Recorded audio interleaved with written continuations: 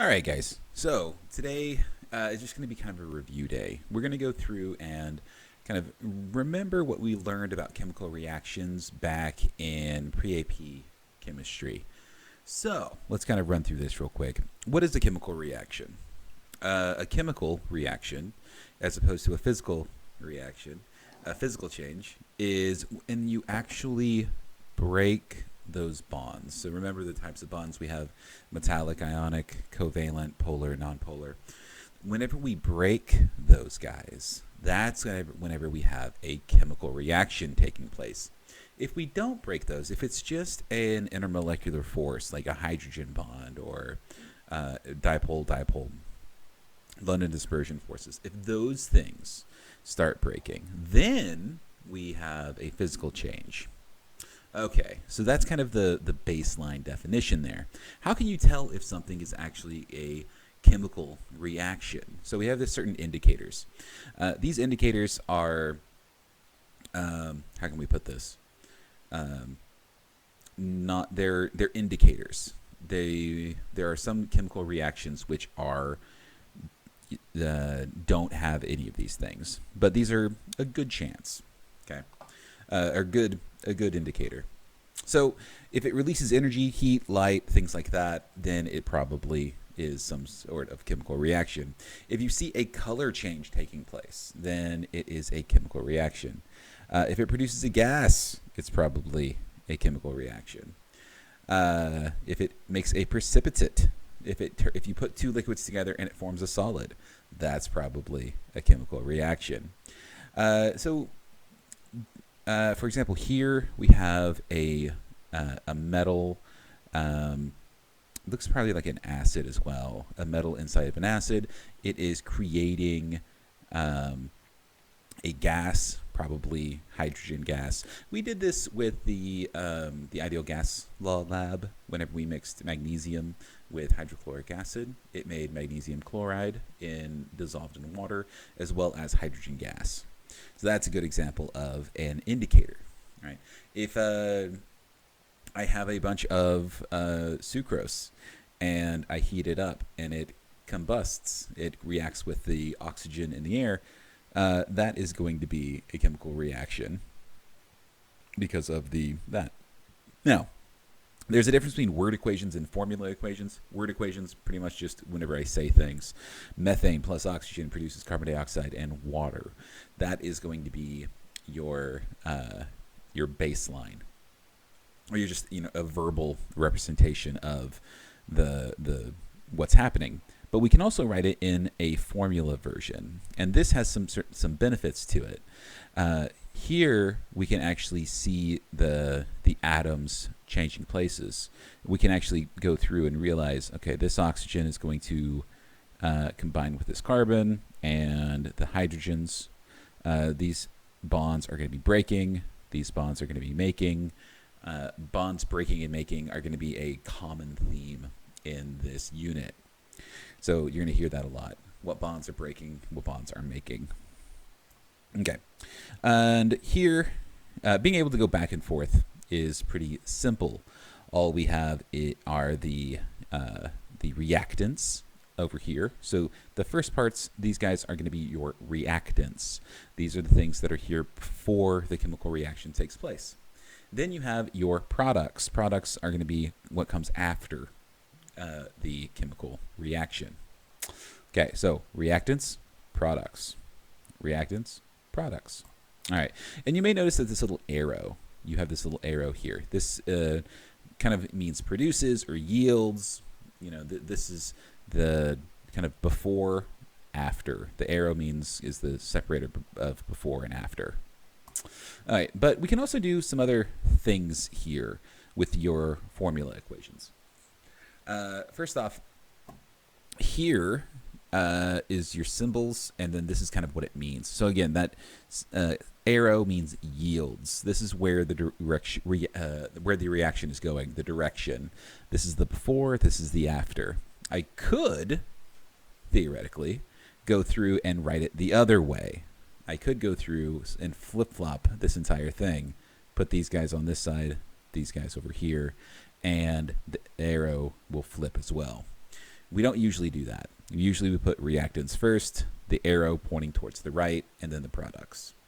But technically, you could put the products first, the arrow pointing to the left, and then the reactants at the end. Don't do that. That's weird. It's like, technically I can drive on the left side of the road, but I don't. Yeah. All right. There's a couple other things. Let's go through. If you see a double arrow, let me kind of pop out so I can show you this here. If you see a double arrow, I usually write it like this because I'm lazy. This one half arrow going this way, another half arrow going to the left. That is how I go through and write it.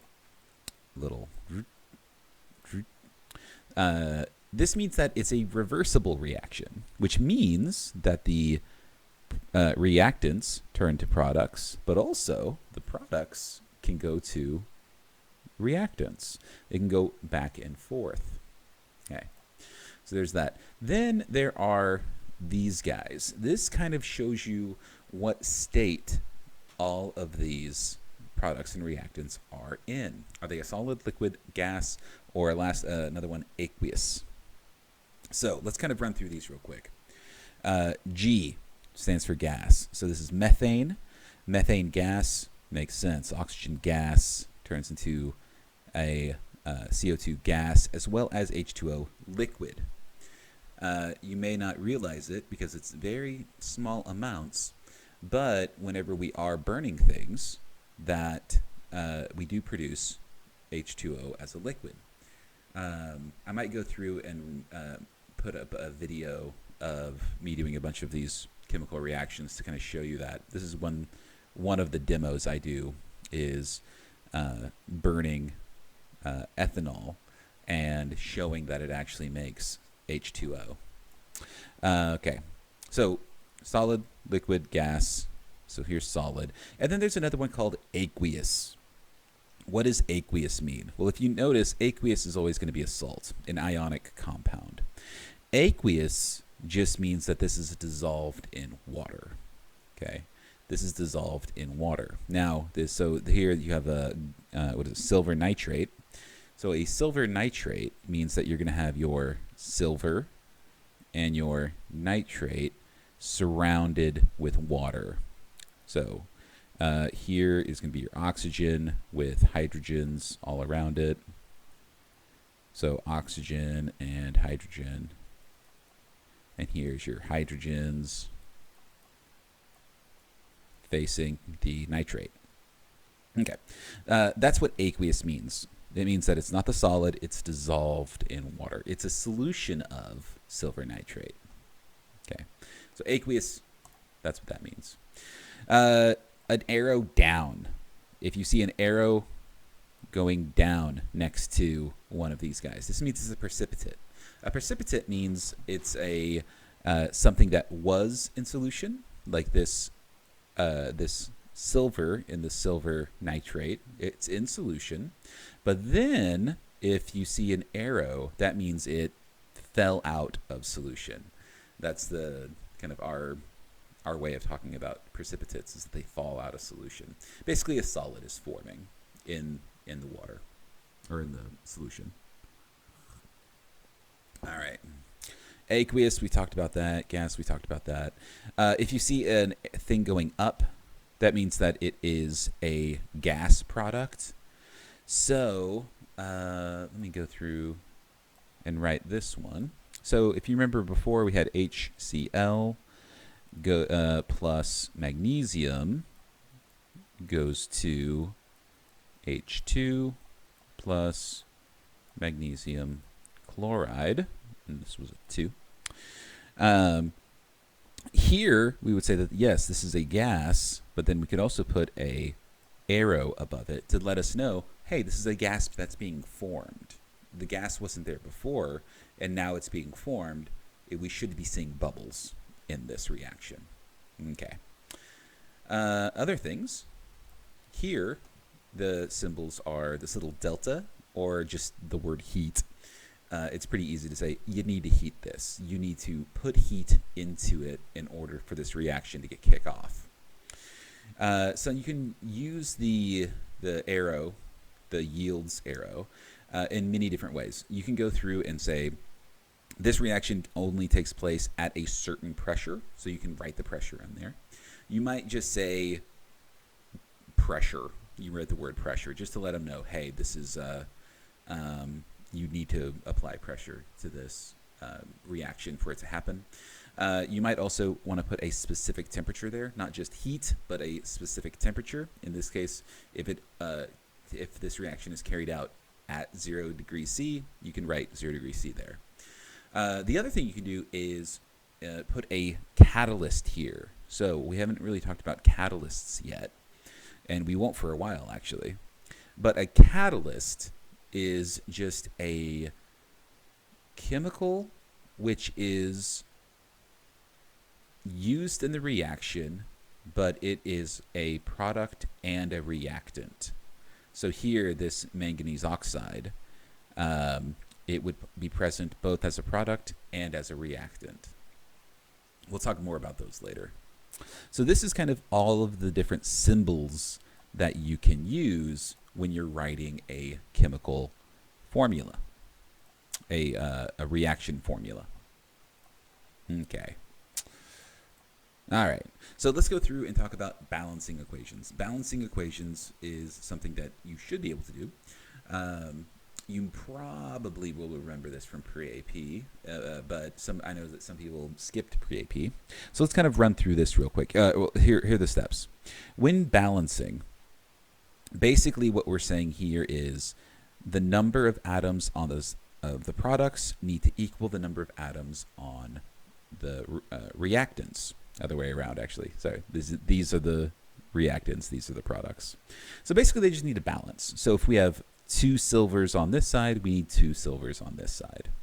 If we have 1 copper on this side, we need 1 copper on this side. So let's go through and let's put this into practice, shall we? So H2O as a liquid yields hydrogen gas and oxygen gas. So how are we going to go through and balance this? Well, we know we have 2 oxygens. One thing I kind of like doing is making a little line. That way I don't mess things up. We have 1 oxygen on this side, 2 oxygens on this side. So right off the bat, I know that I'm going to need at least 2 H2Os. So that way I have 2 oxygens on this side, and now 2 oxygens on this side. All right. Now, how many hydrogens do I have on this side? I have 4. 2 H2Os means I have 4 oxygens. So that means I need 4 oxygens, or 4 hydrogens. I need 4 hydrogens on this side. And since this is H2, we put a 2 there. And now we have a lovely balanced equation. Let's do this. All right. So let's go through and try another one real quick. So zinc and hydrochloric acid form zinc chloride and hydrogen gas. So we have zinc plus HCl go to zinc chloride plus hydrogen gas, H2. So we have that. Now we need to go through and balance this. Well, I have 2 hydrogens, so well, we want to save hydrogens for last. It's always a good idea to save hydrogens for last. Chlorine, we have 2 of, so I need 2 here. So now I have 2 chlorines, 2 hydrogens, and 1 zinc. We have balanced this equation. All right, let's do something a little bit more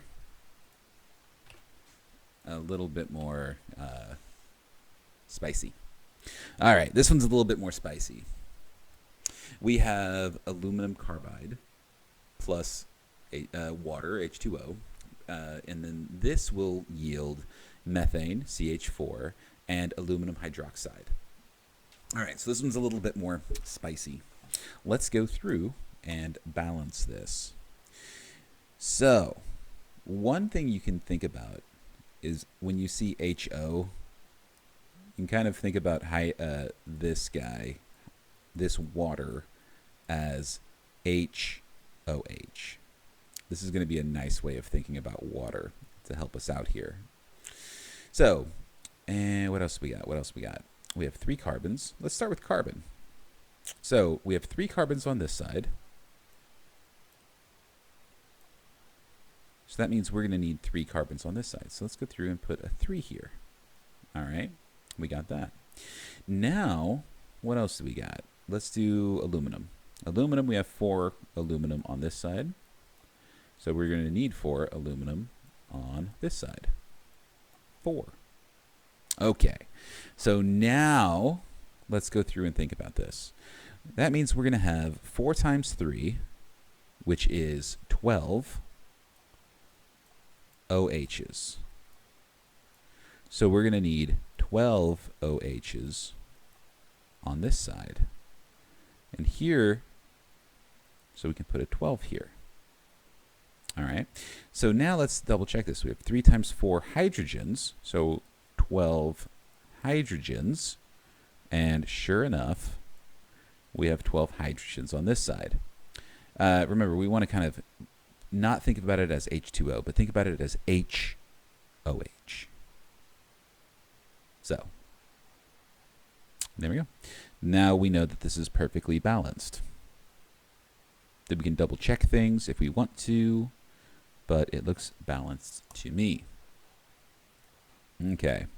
So that's basically what I wanted to go over today, is going through, think about that, trying to jog your guys' memories about these chemical equations that we did.